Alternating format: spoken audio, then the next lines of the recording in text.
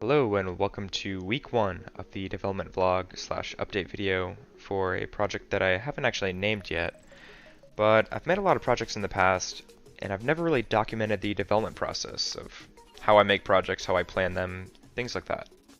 But I see a lot of coding time lapses on YouTube and they always get me really inspired or motivated to just make something and publish it. So I thought, it's finally time to make one of these for myself. And there's a couple of reasons for that. Um, Not only is it really rewarding to see all of your work and footage compiled into a short video at the end of the project, but it's also a really great motivator while you're making the project.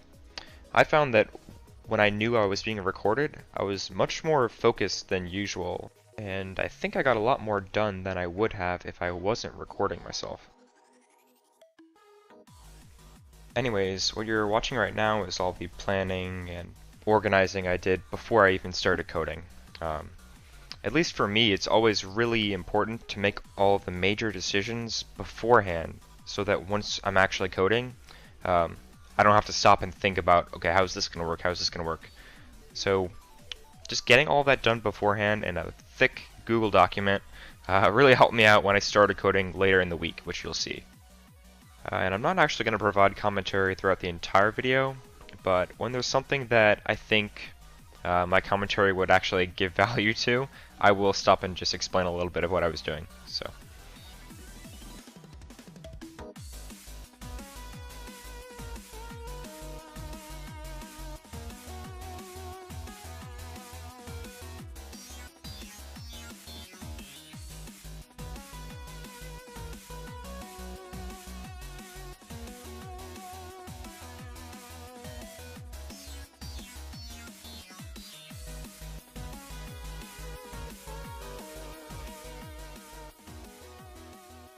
here you can see I've moved out of that Google document and now I'm working in a Trello board where I'm placing cards on when each feature is going to be completed and how each week is going to look roughly.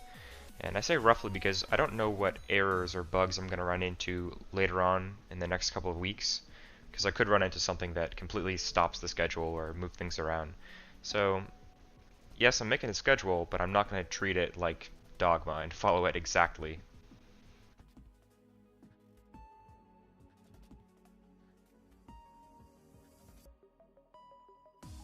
And here you can see that I'm finally moving out of the Trello board and into my IDE, which is the fun thing about this project because I'm using IntelliJ rather than Eclipse. For as long as I've been programming in Java, I've always used Eclipse, so just wanted to kind of go out of my comfort zone a little bit for this project and see what all the fuss was about. I've heard a lot of great things about the IDE, so it's pretty cool to finally experience them firsthand. I've had a few hiccups when switching over, but that's to be expected when making such a big switch like this. I also installed a pretty handy plugin for IntelliJ that helped me out with the project setup. Looks like there's a pretty large variety of plugins that you can download for the IDE, so I don't know if that exists for Eclipse or not, but I definitely like that.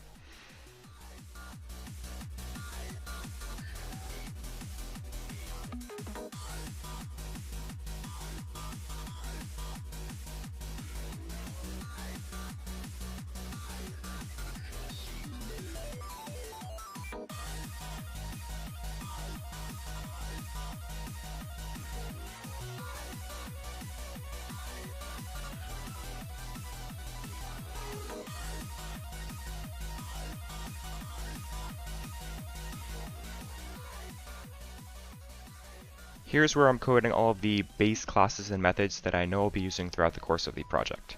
Just skeleton stuff for now, but I left a bunch of comments and empty code that I know I'll be going back to fill out as I progress throughout the project.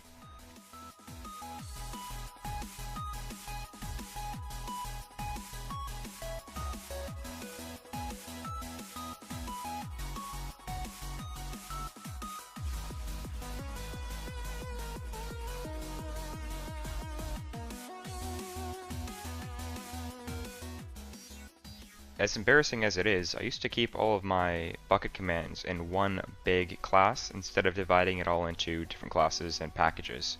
So for this project, it's actually the first time I'm using a subcommand API to help me separate and organize all of my commands.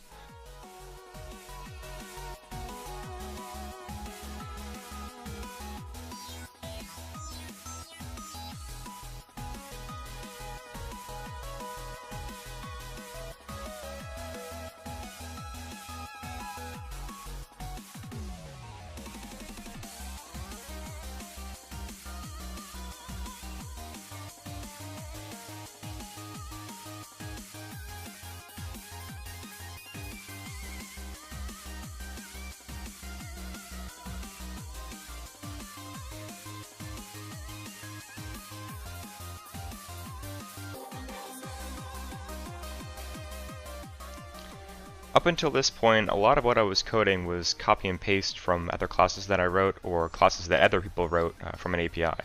But this was the first part of the project that I coded pretty much entirely from scratch, so I'll admit I was a little rusty coming into this project, haven't coded in a while, but this is the day where I started to regain some of my confidence and all of that previous knowledge started to come back to me.